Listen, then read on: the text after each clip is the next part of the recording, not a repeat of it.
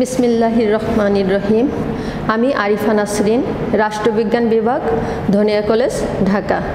ধনিয়া কলেজ আয়োজিত online class ধারাবাহিকতায় এখন আমার অনার্স 3য় বর্ষের ক্লাস। আমি যে কোর্সটা নিয়ে আলোচনা করব সে কোর্সটার নাম হচ্ছে রাজনৈতিক সমাজতত্ত্ব। রাজনৈতিক সমাজতত্ত্বের দ্বিতীয় অধ্যায়, যেটা আমাদের সমাজ ব্যবস্থা, এটা নিয়ে মূলত আলোচনা করব। যে আজ মূলত 3টা সমাজ, সনাতন সমাজ, রূপান্তরশীল সমাজ এবং আধুনিক সমাজ, এই 3টা সমাজ নিয়ে আলোচনা করব। সহজে আমরা এই 3টা সমাজের পার্থক্য নিয়ে যদি আলোচনা করি তাহলে আমাদের প্রতিটা সমাজ সম্পর্কেই ধারণা লাভ করা যায়। আমার স্নেহের ছাত্রছাত্রীরা, আশা করি তোমরা সকলে ভালো আছো, আমিও আল্লাহর রহমতে ভালো আছি। তাহলে এখন আমাদের যে ইয়াতে চলে যাই, যে সনাতন, রূপান্তরশীল এবং আধুনিক সমাজ ব্যবস্থার ভিতরে যে পার্থক্য আছে সে পার্থক্যগুলো আলোচনা করলেই আমরা তাহলে প্রতিটি সমাজ সম্পর্কেই কিছু মোটামুটি ধারণা লাভ করতে পারবো। তাহলে আমরা জানি যে প্রতিটা সমাজেরই কিছু নিজস্ব বৈশিষ্ট্য থাকে, যে বৈশিষ্ট্যের জন্য যে উপাদান বা বৈশিষ্ট্যের জন্য সে অন্য সমাজ থেকে সে তার স্বকীয়তা অর্জন করে। তাহলে এখন আমরা যদি বলি যে প্রথম থেকে যে সনাতন সমাজ, রূপান্তরশীল সমাজ এবং আধুনিক সমাজ, তাহলে এটার প্রথমে সংজ্ঞাগত কি পার্থক্য। সংজ্ঞাগত পার্থক্যর দিকে আমরা জানি যে সনাতন সমাজ সবসময় কৃষি নির্ভর সমাজ এবং সে অবৈজ্ঞানিক, সে সবসময় সনাতন সমাজ সবসময় অবৈজ্ঞানিকভাবে পরিচালিত এবং সে কৃষি নির্ভর। ঠিক আছে, তাহলে আমরা কি বুঝতে পারলাম যে এখানে কি লাগে না, সনাতন সমাজে কোনো আধুনিকতার ছোঁয়া নেই। সনাতন সমাজ সম্পূর্ণই কৃষি নির্ভর সমাজ এবং সেটাতে কোনো আধুনিকতার ছোঁয়া নেই এবং সেটা সম্পূর্ণভাবেই অবৈজ্ঞানিকভাবে পরিচালিত। এরপরে চলে যায় আমরা রূপান্তরশীল সমাজ। তাই রূপান্তরশীল সমাজের আরেকটি নামও আছে পরিবর্তনশীল সমাজ। একে রূপান্তরশীল সমাজ হিসেবে লিখেছি, তবে এখানে এটাকে পরিবর্তনশীল সমাজ আসে, কিংবা যদি অনেক সময় প্রশ্নে আসে যে পরিবর্তনশীল সমাজের বৈশিষ্ট্যগুলো লিখো, তাহলে সেটা আসলেও সহজ কথা, আমরা এই নিয়ে যেগুলো পাইবো ওইগুলো লিখলেই পরিবর্তনশীল সমাজের বৈশিষ্ট্যগুলো হয়ে যাবে। আবার যদি আসে, একটা কথা বলি যে অনেক সময় আসে যে বাংলাদেশের সমাজ ব্যবস্থা কীরকম এবং কিংবা ব্যাখ্যা করো, অথবা এরকমও আসে যে বাংলাদেশের সমাজ ব্যবস্থার বৈশিষ্ট্যগুলো ব্যাখ্যা করো। তো সেখানেও আমরা প্রথমে একটু লিখে নিতে পারি যে বাংলাদেশের সমাজ ব্যবস্থার যে বৈশিষ্ট্যগুলো আছে সেটা মূলত পরিবর্তনশীল সমাজের সাথে মিলে যায় বা রূপান্তরশীল সমাজের সাথে মিলে যায়, এবং পরে আমরা এই পরিবর্তনশীল বা রূপান্তরশীল সমাজের যে বৈশিষ্ট্যগুলো পাবো এইগুলো বর্ণনা করলেই বাংলাদেশের বাংলাদেশের সমাজ ব্যবস্থার যে বৈশিষ্ট্য সেগুলো আমরা লিখতে পারবো। এরকম একটা এই একটা প্রশ্ন দিয়ে অনেকগুলো প্রশ্ন মোটামুটি আমাদের জ্ঞান লাভ করা যায়। তাহলে সংগত দিক থেকে আমরা বলেছি যে সনাতন সমাজ কি সমাজ, যেটা আধুনিকতার ছোঁয়া লেগেনি এবং যে সমাজটা কৃষি নির্ভর এবং সেটা অবৈজ্ঞানিকভাবে পরিচালিত। আর রূপান্তরশীল সমাজও অনেকটা কৃষি নির্ভর, তবে এখানে কি হয়েছে, এখানে শিল্পায়নের ব্যাপক প্রসার ঘটেছে। আর আধুনিক সমাজ যেটা, সেটা সবসময় উন্নত প্রযুক্তির প্রসারতা, সবসময় উন্নত প্রযুক্তির প্রসারতা, সেখানে সম্পূর্ণই বিজ্ঞান ভিত্তিক পরিচালিত। আধুনিক সমাজটা সর্বসময় বিজ্ঞান ভিত্তিক পরিচালিত। এরপর আমরা চলে যাই পরিবর্তনের দিক থেকে পার্থক্য। পরিবর্তনের দিক থেকে পার্থক্য কেমন, যে সনাতন সমাজটা সবসময় পরিবর্তন বিমুখ, আর রূপান্তরশীল সমাজ ব্যবস্থা পরিবর্তন পুরো বিমুখও না, কিন্তু পরিবর্তন প্রক্রিয়াধীন পরিবর্তন চলছে, তবে পুরো সম্পূর্ণ পরিবর্তন হয়নি। আর আধুনিক সমাজটা সময় চাহিদার সাথে সাথে এখানে সামঞ্জস্য রেখে সম্পূর্ণ পরিবর্তনযোগ্য, সেটা যে সময় যেটা দরকার, যেমন আধুনিক যেমন দরকার সেইভাবে সেটা পরিবর্তন হয়। কিন্তু এই রূপান্তরশীল সমাজ ব্যবস্থা পরিবর্তনের ছোঁয়া লাগে, তবে পুরো সম্পূর্ণরূপে নয়। আর গতিশীলতার দিক থেকে আমরা জানি যে গতিশীলতার দিক থেকেও এটা কি কোনো গতিশীল নয়। সামাজিক গতিশীলতা সনাতন সমাজে সামাজিক গতিশীলতা নেই বললেই চলে। আর রূপান্তরশীল সমাজে গতিশীলতা আছে, তবে এর এটা অল্প গতিশীলতার বেগটা অল্প, গতিশীল সেটা অল্প পরিমাণ। আর এইটা যে আধুনিক সমাজ ব্যবস্থা, সেটা সামাজিক গতিশীলতা অনেক বেশি বেগবান। এরপর আমরা চলে যাই প্রথার দিক থেকে। প্রথার দিক থেকে যেমন সনাতন সমাজটা হচ্ছে সম্পূর্ণই প্রথাভিত্তিক, এই রাজনৈতিক বা সামাজিক সংগঠনগুলো চলে প্রথার উপর ভিত্তি করে। প্রতিষ্ঠিত বা প্রচলিত যে প্রথা আছে সেই প্রথাগুলোর উপর ভিত্তি করেই এই রাজনৈতিক বা সামাজিক প্রতিষ্ঠানগুলো বা সংগঠনগুলো চলে।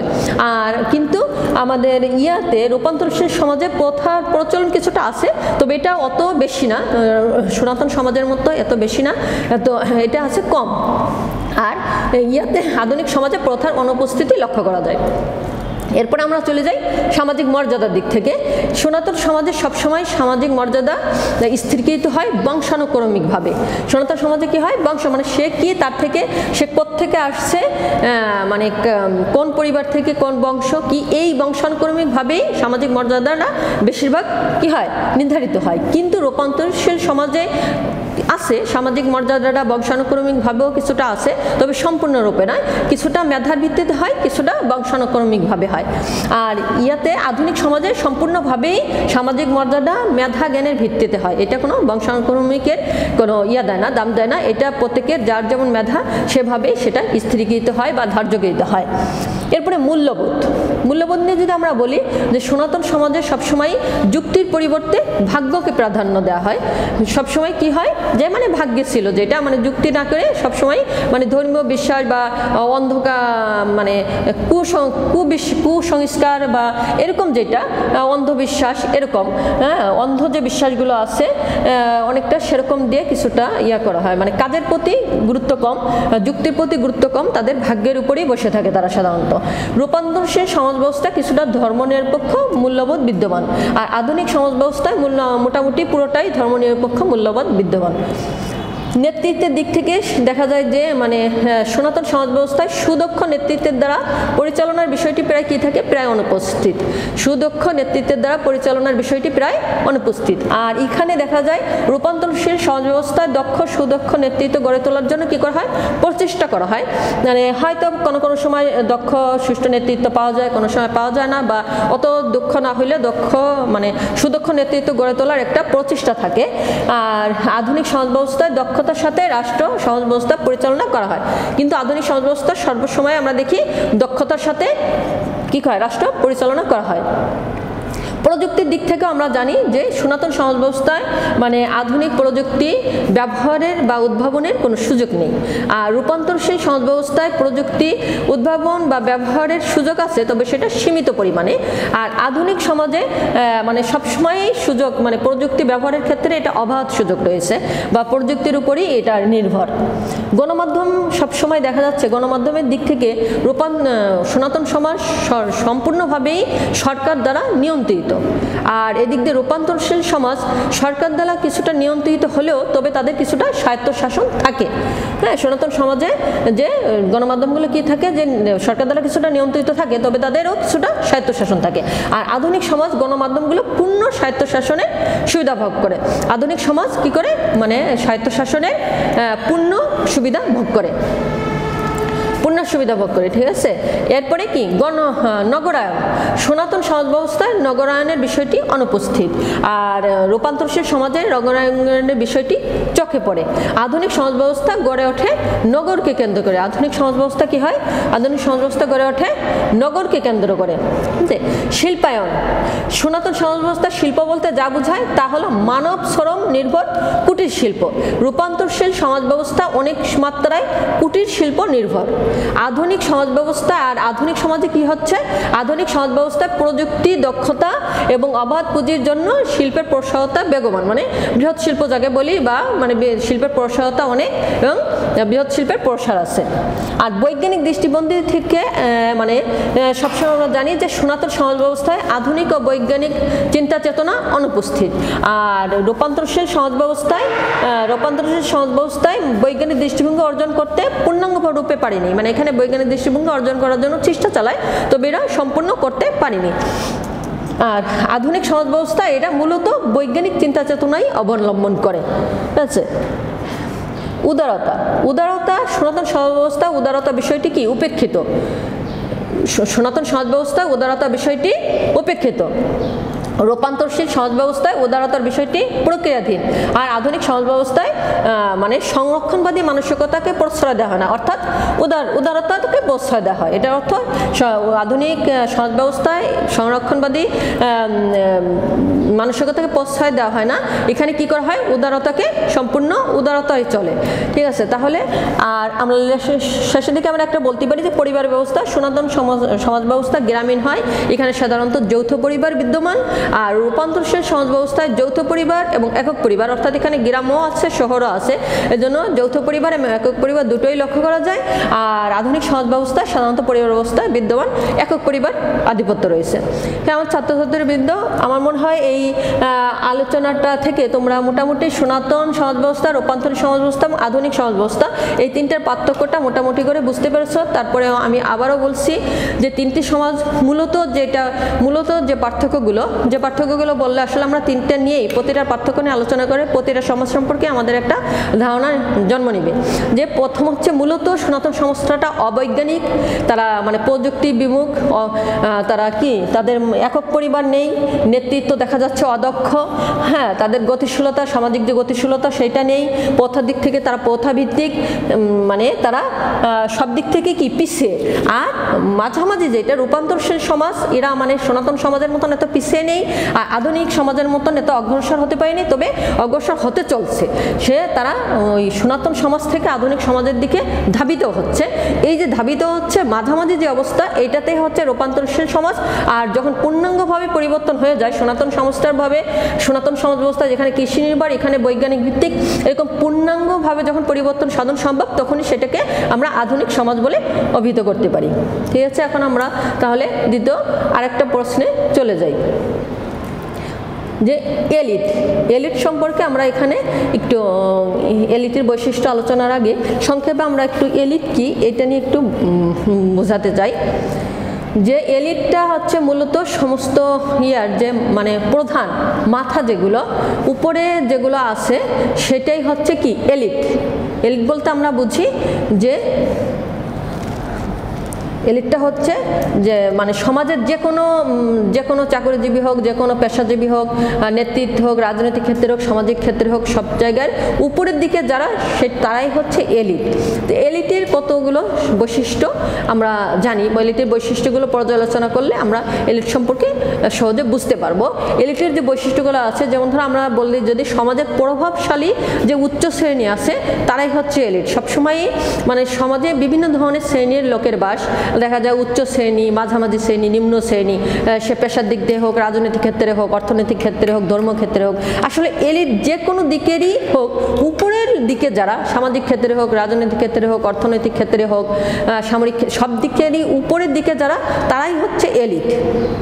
তাহলে অবশ্যই সমাজের প্রভাবশালী ব্যক্তি যারা তারাই হচ্ছে কি এলিট, সমাজের মানে প্রভাবশালী উচ্চ শ্রেণী। তা এরা হচ্ছে সর্বোচ্চ কি, এদের একটা বিষয়, এরা সর্বোচ্চ ক্ষমতাধর, এদের ক্ষমতার দিক থেকে একেবারে উপরে, সর্বোচ্চ সমাজের বা রাষ্ট্রের সর্বোচ্চ যে ক্ষমতাধর তারা কি এলিট।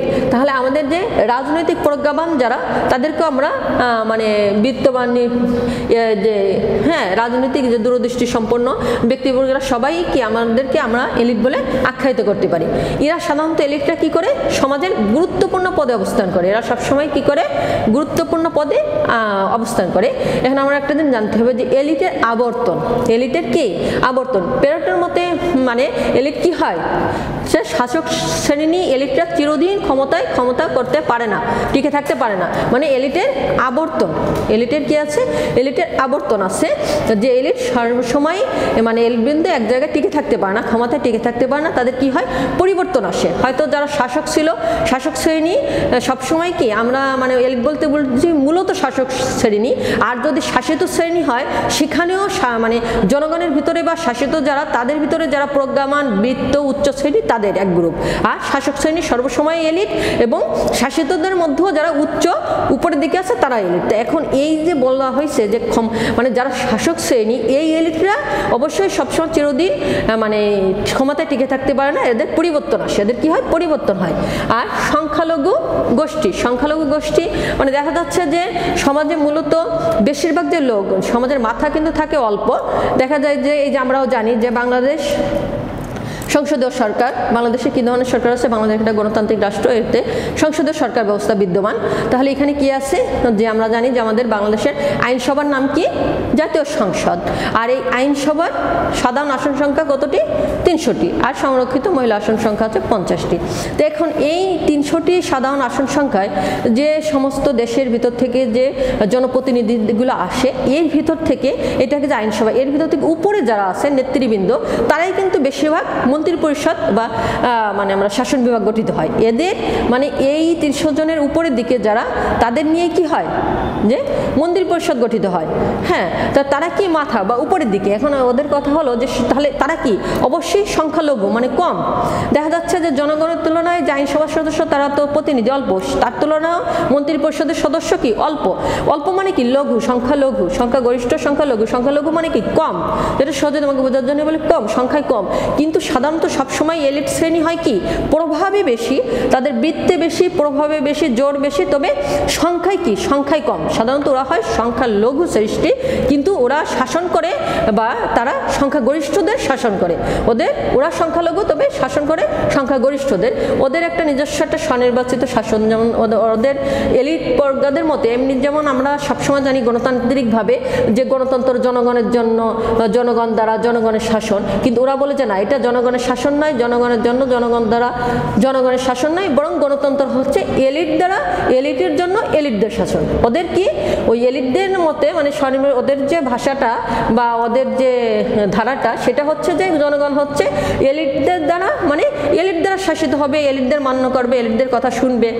এইটাই তাদের কথা, যে তাদের কথা তাদের মান্য করতে হবে, শুনতে হবে, তাদের মতো চলতে হবে। হ্যাঁ, এরকম। তা দেখা যাচ্ছে যে নীতি নির্ধারণের ক্ষেত্রে এটাও এদের একটা বৈশিষ্ট্য। প্রতিটি সমাজে কিন্তু একটা নীতি নির্ধারণী এক গ্রুপ থাকে বা নীতি নির্ধারণী মানে ভূমিকায় পালন করে, এরকম কিছু থাকে যারা নীতি নির্ধারণ বলতে তো আমরা বুঝি যে সহজে যে সরকার যে সিদ্ধান্তগুলো নেয় সেগুলো বাস্তবায়ন করে, হ্যাঁ, নীতি নির্ধারণ করে বা নতুন করে কোনো নীতি নির্ধারণ করে। তো এইগুলো সবসময় কারা করে? সাধারণত এলিটরা করে। আর এই এলিটদের অস্তিত্ব, এটা সর্বকালীন অস্তিত্ব, এটা আগেও ছিল, বর্তমানেও আছে, আর মানে পরবর্তীতেও থাকবে। আর এরা সাধারণত সবসময় কি? বাছাইকৃত গোষ্ঠী এরা সবসময়, এবং এদের সবসময় কি থাকে? কর্তৃত্বমূলক একটা মনোভাব থাকে। এলিটদের সবসময় থাকে একটা কর্তৃত্বমূলক মনোভাব, মানে ওরা কর্তৃত্ব করবে, ওরা মান্য করবে না, ওরা কর্তৃত্ব করবে। ওরা সবসময় নেতৃত্ব, কর্তৃত্ব এটাই ওদের পছন্দ করে। মূলত ওদের বৈশিষ্ট্যই হচ্ছে, এলিটদের বৈশিষ্ট্য হচ্ছে নেতৃত্ব, কর্তৃত্ব। এরপর আমরা এলিটদের এটা বৈশিষ্ট্য নিয়ে একটু আলোচনা করলাম। এরপরে এখন আমরা একটু এলিটের সামাজিক, অর্থনৈতিক ও রাজনৈতিক ভূমিকা নিয়ে একটু আলোচনা করি। এটা আরেকভাবেও বলা যায় যে মানে রাষ্ট্রের উন্নয়নে এলিটের ভূমিকা, এই নিয়েও আমরা আলোচনা করতে পারি। বা এলিটের রাজনৈতিক, সামাজিক, অর্থনৈতিক ভূমিকা বা উন্নয়নশীল রাষ্ট্রের এলিটের ভূমিকা, বিভিন্নভাবে এটা আলোচনা করা যেতে পারে। ঠিক আছে? তো এই যে এলিটের সামাজিক, অর্থনৈতিক ও রাজনৈতিক ভূমিকা, এইটা নিয়ে যে আমরা আলোচনা করতে পারি সেটা আমরা সংক্ষেপে বলি যে ঔপনিবেশিক শক্তির বিরুদ্ধে এলিটের ভূমিকা। দেখা গেছে যে ঔপনিবেশিক শক্তির বিরুদ্ধে সবসময় এলিট কাজ করে আসছে। বিশেষ করে পাশ্চাত্য ঔপনিবেশিক শক্তির বিরুদ্ধে কি করে? এলিট সামাজিক মানে বিভিন্ন ধরনের রাজনৈতিক ভূমিকা পালন করে। এরপরে যে রাজনৈতিক ক্ষেত্রে এলিটের ভূমিকা আছে। এরা যে জাতি গঠনে, হ্যাঁ, জাতি গঠনে এলিট, বিভিন্ন কারণে জাতির যে ভাঙ্গন হয়, কিন্তু সেই ভাঙ্গনটা সেই জাতিটারে একত্রিত করতে বা জাতির সংঘবদ্ধ করতে এলিট গুরুত্বপূর্ণ ভূমিকা পালন করে। এলিট সবসময় কি করে? জাতিটারে সংঘবদ্ধ রাখতে বা একত্রিত করার ক্ষেত্রে এলিট গুরুত্বপূর্ণ ভূমিকা পালন করে। এরপরে জীবনযাত্রার মান উন্নয়নে এলিট সবসময় চায় উন্নত জীবনযাত্রা। দেখা যায় একটা মধ্যবিত্ত মানে উন্নয়নশীল রাষ্ট্রে, সেখানে এলিট দেখা যাচ্ছে তার জীবনযাত্রার মান কি করে? সে উন্নত রাষ্ট্রের দিকে ধাবিত হয়। এলিটের সবসময় চিন্তাধারা থাকে একটু উন্নত, হ্যাঁ, উপরের দিকে। তাদের এই চিন্তাধারাটা একটু মান উন্নয়নের দিকে সবসময় এলিট কি করে থাকে? কাজ করে থাকে। শিল্পায়নের ক্ষেত্রেও সে কি করে? অনেক ভূমিকা পালন করে। যাতে যেখানে দেখা যাচ্ছে প্রথম হয়তো কৃষি নির্ভর বা শিল্পের ক্ষেত্রে অনেক অনগ্রসর, সেখানে সে অবাধ বিভিন্ন পুঁজি বা বিভিন্ন দক্ষতার মাধ্যমে সে শিল্পায়নের ক্ষেত্রে কি করে? এর প্রসারতা ঘটায়।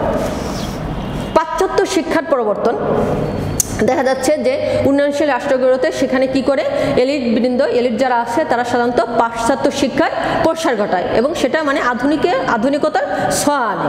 হ্যাঁ, গণতন্ত্রের বিকাশ সাধনে এই আগে দেখা যাচ্ছে যে আগে সনাতন ধর্মে বা সনাতন সমাজ ব্যবস্থায় বা আগে মূলত কি গণতান্ত্রিক বিকাশ এত নেই, ওখানে সাধারণত ধর্মীয় বিশ্বাস দ্বারাই রাষ্ট্র পরিচালিত হইতো। তো আস্তে আস্তে সবসময় দেখা যাচ্ছে যে ওরা সাধারণত কি করে গণতন্ত্রের বিকাশ সাধনে এলিট গুরুত্বপূর্ণ ভূমিকা পালন করে। সমাজের মানে সামগ্রিক পরিবর্তন যেটাকে বলে, সমাজের সামগ্রিক পরিবর্তনে যে এটা অবৈজ্ঞানিক ছিল বা প্রযুক্তির এত ব্যবহার নেই, মানে এরকম বিভিন্ন ক্ষেত্র যেগুলো আছে সেই ক্ষেত্রে ওরা কি করে এলিটরা সবসময় যে প্রযুক্তির ব্যবহার হোক বৈজ্ঞানিকভাবে পরিচালিত করার জন্য বা সমাজের মানুষের মন মানসিকতা নিম্ন থেকে একটু উন্নতর দিকে নেওয়ার জন্য ওরা সবসময় সমাজের সামগ্রিক পরিবর্তনে ওদের চেষ্টা সাধনা সবসময় থাকে, বিদ্যমান থাকে। আন্তর্জাতিক সম্পর্কের ক্ষেত্রে দেখা যাচ্ছে যে একটা রাষ্ট্রের এলিটরা তারা বিভিন্ন অন্য রাষ্ট্রের আন্তর্জাতিক ক্ষেত্রে সম্পর্ক রক্ষা করার জন্য সে অনেক মানে গুরুত্বপূর্ণ ভূমিকা পালন করে থাকে। আধুনিকীকরণে দেখা যাচ্ছে যে আধুনিকীকরণে এলিটের ভূমিকা গুরুত্বপূর্ণ, অনেক গুরুত্বপূর্ণ। কেন যে সেখানে যে এটা আগেও বলছি যে আবারও বলি যে আধুনিকতা করার জন্য অবশ্যই কিছু কিছু জিনিসের দরকার, বিশেষ করে মানে প্রযুক্তির উদ্ভাবন বা প্রযুক্তির ব্যবহার দরকার, বৈজ্ঞানিকভাবে প্রতিষ্ঠিত হতে হবে, সেভাবে চলতে হবে, শহর কেন্দ্রিক বা সেটা। হ্যাঁ, কিন্তু এই যে আধুনিকতার জন্য পাশ্চাত্য শিক্ষার প্রসার এই সমস্ত যেগুলো দরকার, এই ক্ষেত্রে আধুনিকীকরণের ক্ষেত্রে এলিটের ভূমিকা মানে অতি গুরুত্বপূর্ণ, তারা খুবই এই ক্ষেত্রে গুরুত্ব পালন করে। নীতি নির্ধারণেও এলিট কি করে অনেক গুরুত্বপূর্ণ ভূমিকা পালন করে থাকে, ঠিক আছে। আবার বিভিন্ন সামাজিক রাজনৈতিক প্রতিষ্ঠান যেখানে রাষ্ট্রের উন্নয়ন হবে, জনগণের উন্নত হবে, সেজন্য তারা বিভিন্ন সামাজিক ও রাজনৈতিক প্রতিষ্ঠান কি করে সৃষ্টি করে থাকে।